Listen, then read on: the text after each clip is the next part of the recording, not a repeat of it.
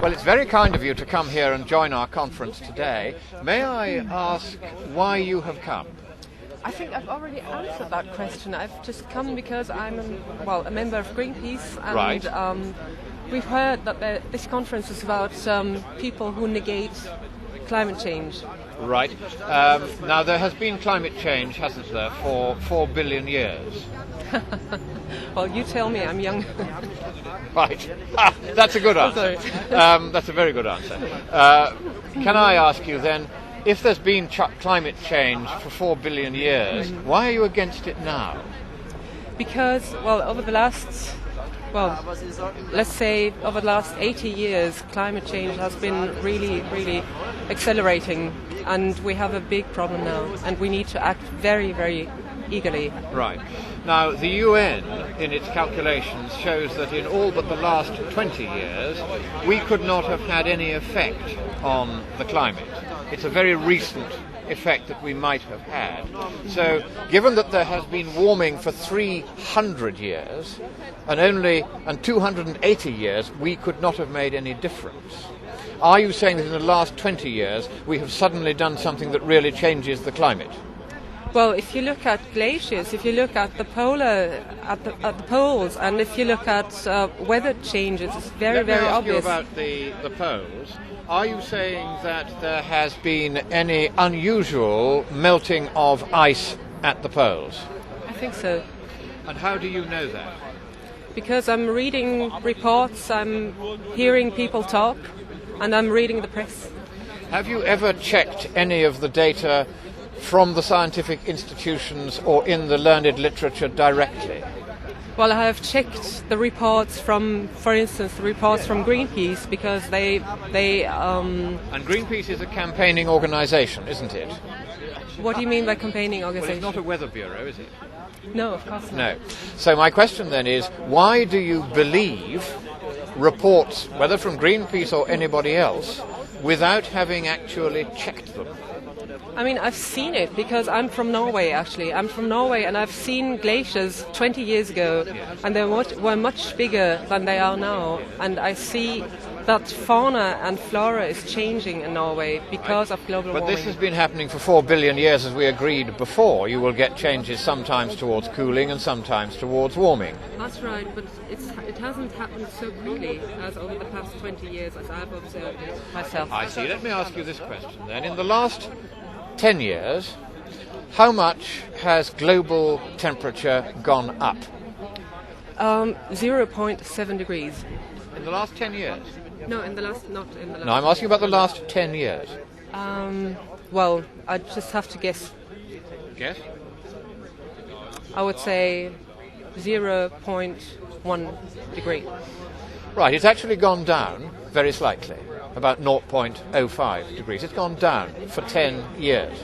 In fact, it hasn't increased statistically significantly for 15 years out of the 20 years you were talking about. May I ask a question? How do you know that?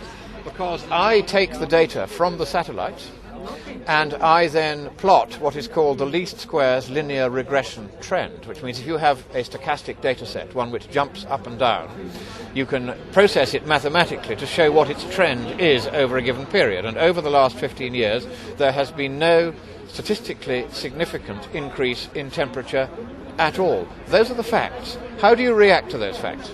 I think it's positive thinking, quite honestly. You think it's good news? It's absolutely good news, yeah. If you tell me this and if this is true. Well, I can assure you that it is true, because there will be no point in my lying to you, because you could so easily check it for yourself. So my next question is, given that we haven't had any global warming for 15 years, and we've had, in fact, cooling for the last 9 years, why do you think it is so urgent that we should suddenly turn the cooling around or make the cooling go still faster?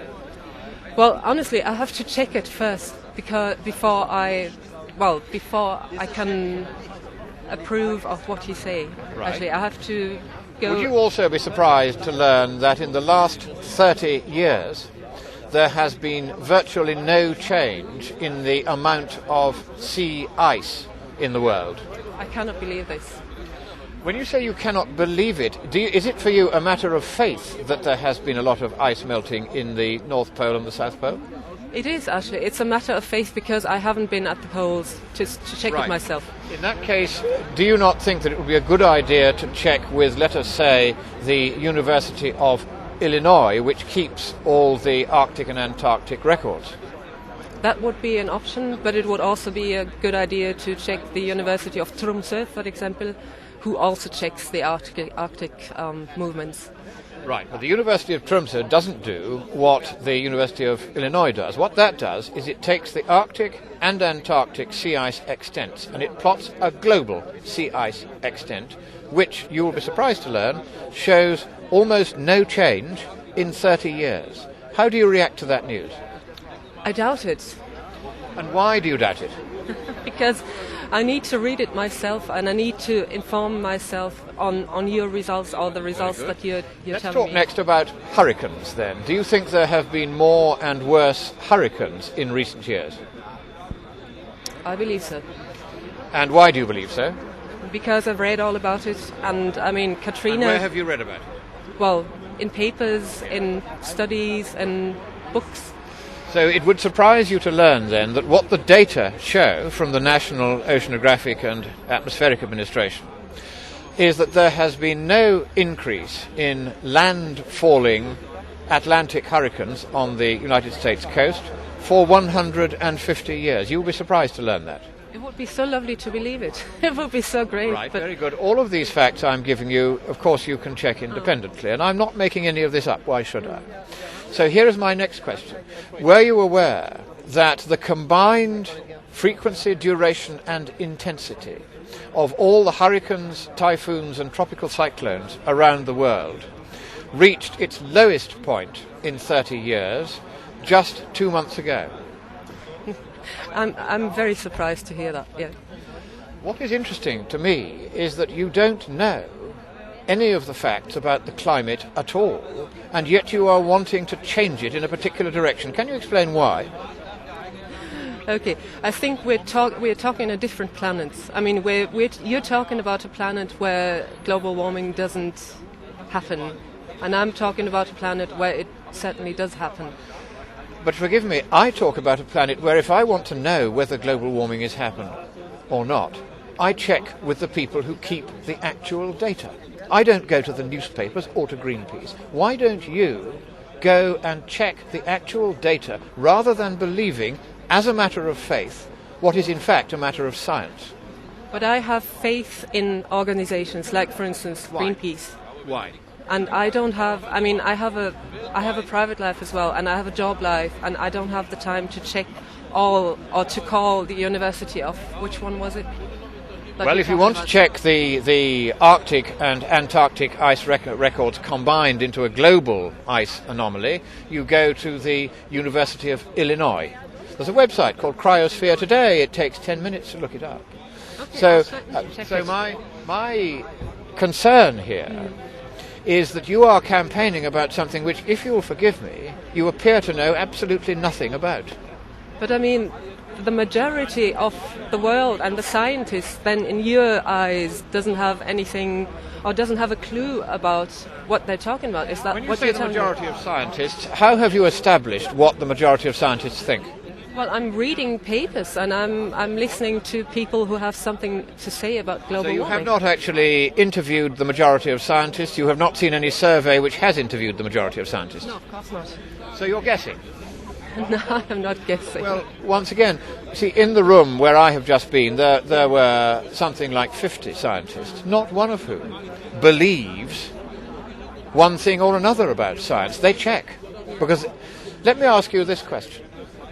But I mean, If you were to discover that everything that I said to you about the climate, that we've had global warming, global cooling for 9 years, that we have had less hurricane activity recently than at any time in the last 30 years, that there has been no change in the extent of global sea ice, or virtually no change, for the last 30 years, would you think that therefore the organisation that you believe in has misled you?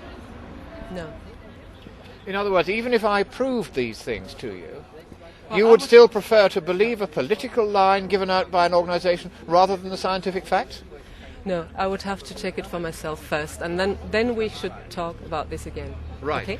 Well, I would like to say I'm most grateful to you for having given me so much of your time. I do beg you not to believe either me or anyone else on this, but to do exactly as you've just said and check for yourself. And when you do, I think you will find that you are addressing a non-problem. Thank you very much.